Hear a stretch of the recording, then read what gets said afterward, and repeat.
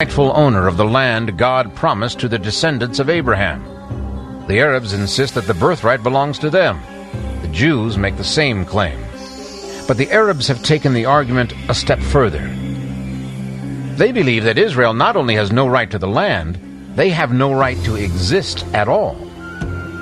So deep is the divide between Arab and Jew that immediately before the Six-Day War began, the Arab allies left no doubt as to their goal.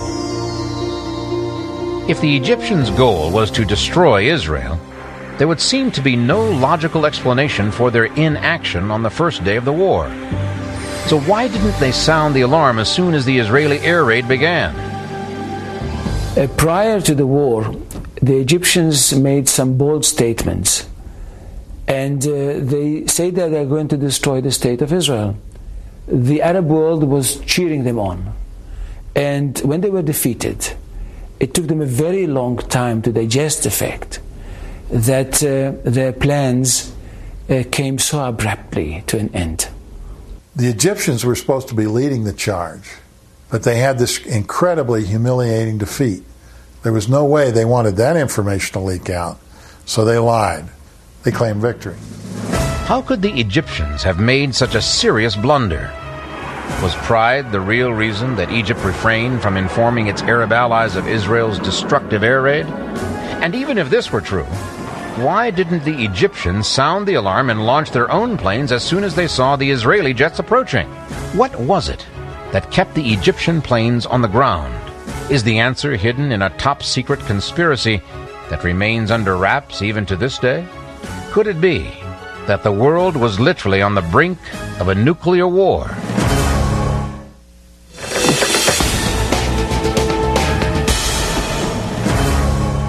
The Six-Day War began on June the 5th, 1967, with the Israelis pulling off a devastating and miraculously successful airstrike against Egyptian Air Force bases. Strangely enough, the Egyptians put up little or no fight in response to the attack. Stranger still, when you consider that the Egyptians themselves had set the stage for war just a few weeks earlier. They, more than anyone, should have been ready. On May 23, 1967, Egyptian President Nasser announced that he was closing the Gulf of Aqaba to Israeli shipping. Overnight, the key Israeli port of Elath became a virtual ghost town. The Israelis were cut off from their main access to East Africa, Asia, and the Persian Gulf oil they desperately needed to survive.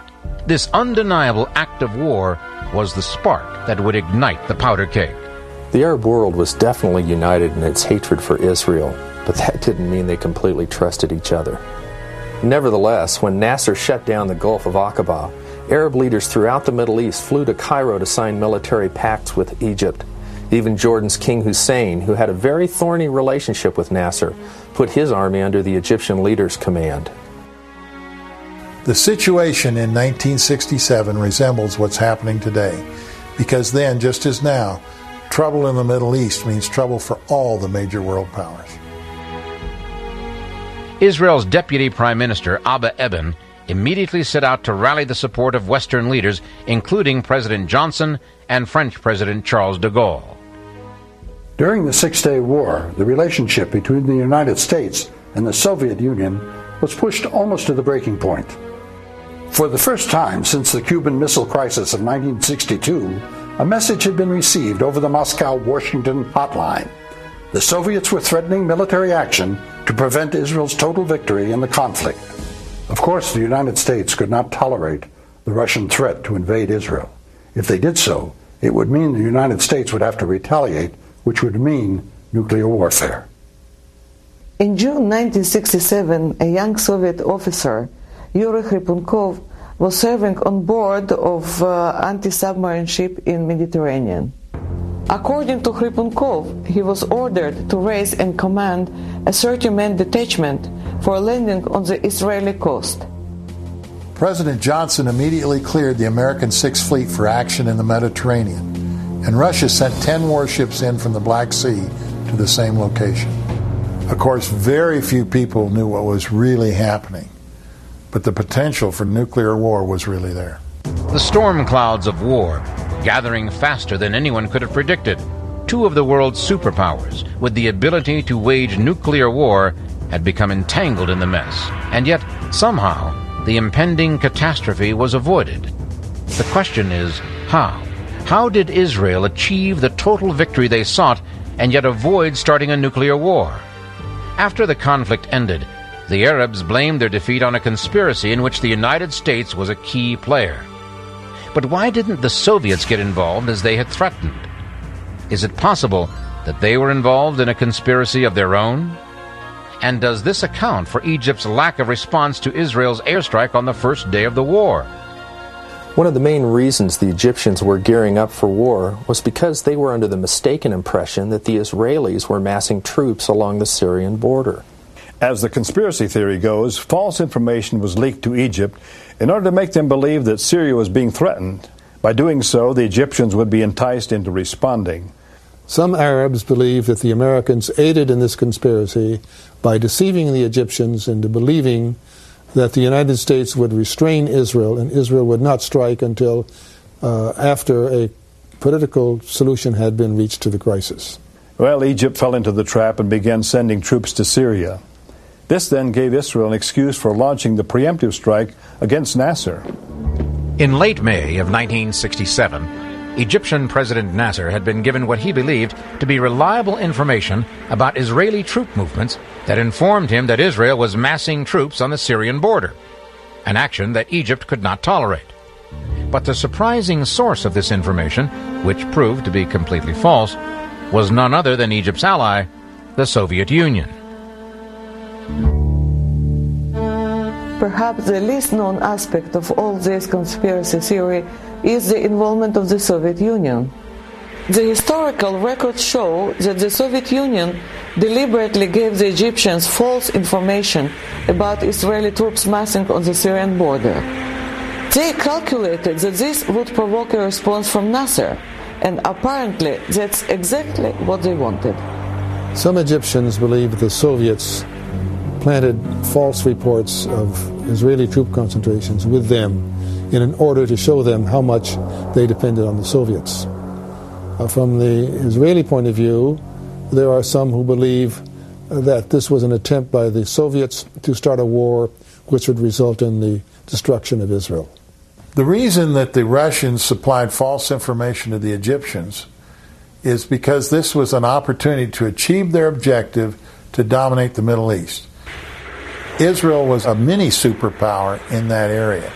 And so they felt they could control the Arab nations, so they supplied all of the weapons, the tanks, the planes, and trainers to accomplish this task to dominate that area. To this day, senior former Soviet officials insist that it was not they who gave that information to the Egyptians, but the Egyptians who gave it to them. Having said that, though, one can see how the Soviet Union in the 1960s had an interest in fomenting unrest in the Middle East and opening a second front against the West in addition to Vietnam. The plan worked perfectly. When Egypt received the false reports from the Soviets, Nasser immediately began massing troops on the Syrian border. This not only diverted his attention from air bases in the Egyptian interior, it also gave Israel an excuse to launch a preemptive first airstrike, which gave them a huge head start in winning the war.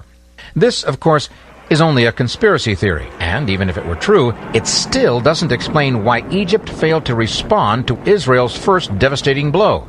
Egypt failed to respond because its air force had been destroyed on the ground in the first few hours of the fighting. The Egyptians had not struck first because they'd been under intense pressure from the United States and the Soviet Union not to do so. There's speculation that the Americans then informed Israel that Egypt had been hemmed in. The two nations agreed that if Israel was to have any chance of surviving, they would have to strike first, while the Egyptians' hands were tied. We may never know for sure if there were secret deals that contributed to the Arabs' defeat in the Six-Day War. But even if there were some truth to these theories, it would fail to explain the many other mysterious events that happened in the midst of the battle. As the Israeli tanks moved into the Sinai Peninsula, the Egyptians seemed to be playing right into their hands. For example, there are accounts of the Egyptian tanks fleeing without being hit or firing around. Even stranger were the unexplained desertions of surface-to-air missile bases. The Egyptians abandoned military hardware, most of it Russian-made, worth well over $1 billion. Even complex radar guidance equipment had been left in operational order. It's not unusual for troops to retreat in the face of an advancing army.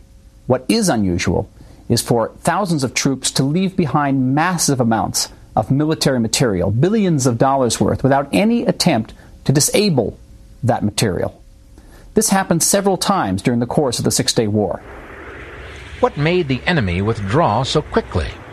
Is it possible that they had experienced something so frightening that they had to retreat, even before they could make sure their own weapons did not fall into enemy hands? And do these events suggest that Israel had some kind of secret weapon that helped them win the war? After their defeat in the Six-Day War, the Arab leaders were criticized by their friends and allies. How come their armies were defeated so easily, so quickly by the Israeli defense or combat forces? Political and military leaders of the Arab states claimed after the war that the Israelis used secret weapons. Egyptian President Nasser continued to blame Egypt's defeat on American intervention in the conflict. So, is it possible that the United States furnished Israel with a secret weapon and kept it quiet for all these years? Well, it's certainly not unusual for a weapon of mass destruction to turn the tide of war. And we all know that the atomic bomb is a perfect example. During World War II, the Japanese had vowed to fight unto the death. But when the United States unleashed their nuclear power on Hiroshima and Nagasaki, the Japanese had no choice but to surrender. I'm convinced that there was divine intervention in the Six-Day War. When you compare the two armies and see the size of the number of soldiers as well as the buildup of machinery, you know that it couldn't have possibly happened without some outside help. Israel was one nation against a sea of Arab states. It certainly looked as if we would lose, hands down, and cease being a nation amongst nations. When we won, and especially when we liberated the holy city of Jerusalem, there was no question in our minds that this was a war, a victory designed by God. Were the United States and Israel, in fact, working together behind the scenes? Was it American influence? Or did the Israeli alliance with their God have something to do with it? Officially, Israel and her enemies alike are quick to downplay any supernatural intervention on behalf of Israel. Yet the ancient prophecies are there for all to read. The sons of Ishmael have certainly become a great nation. And since the reestablishment of Israel in 1947, they have certainly set their hand against their ancient cousins. Given what's happening today in the Middle East, it might not be a bad idea to pay very close attention to what the prophets have had to say.